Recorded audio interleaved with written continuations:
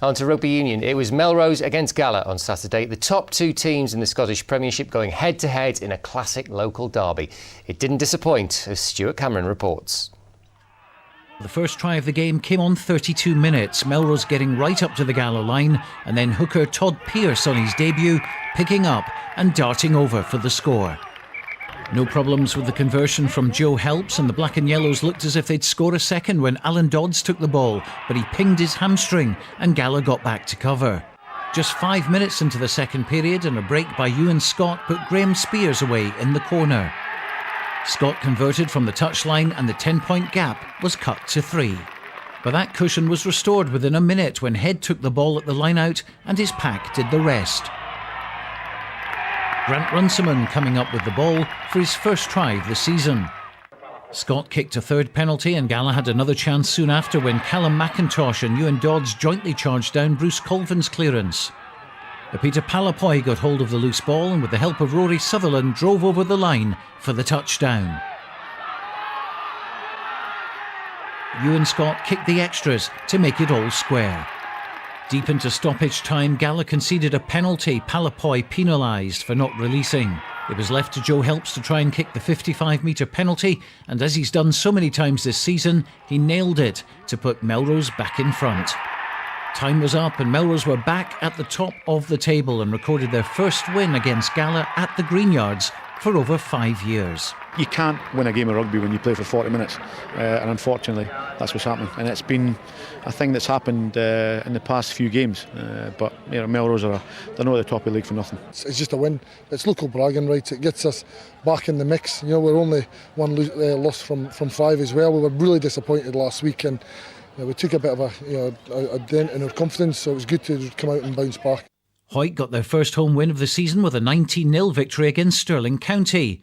In the National League, Kelso ended Watsonian's unbeaten record with a sensational win at Poynter Park. Peebles won at Biggar, but Boroughmuir were too strong for Selkirk. Stuart Cameron, ITV News. Staying with rugby, the greatest ever Hawick team has been unveiled in a special event at Mansfield Park. It's an historic lineup that's been 140 years in the making. Hawick legend Hugh MacLeod was just one of the greats honoured by the club at this special event, which is the first of its kind in the Borders. A special print containing images of the players by artist Rob Hayne was unveiled, and among those in the team were Colin Deans, Jim Renwick, Tony Stanger and Derek Grant. There was also a place in the side for Stuart Hogg, the latest international to be produced by the club. To be amongst so many Hawick greats is a fantastic feeling, and I've heard a lot about these guys that are in the team, and to finally meet them is pretty amazing. It's just a fantastic feeling that my name's right up there with all the greats of Hawick rugby.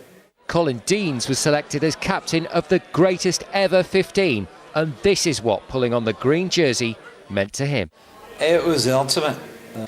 It's just tradition. It's just the tradition that makes it so important and so just desperate that you want that green jersey, and pulling on the blue jersey of Scotland is special, but I don't think it's as good as that green jersey that we're lucky enough to pull on.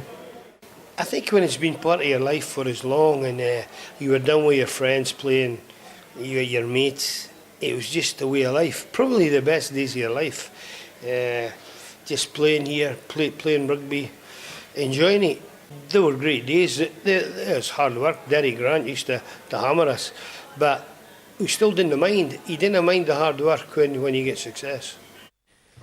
Hawick Club President Rory Bannerman was the man behind the idea. He agreed there was plenty of debate when putting the list together, and there's bound to be lots of discussion about it in the future.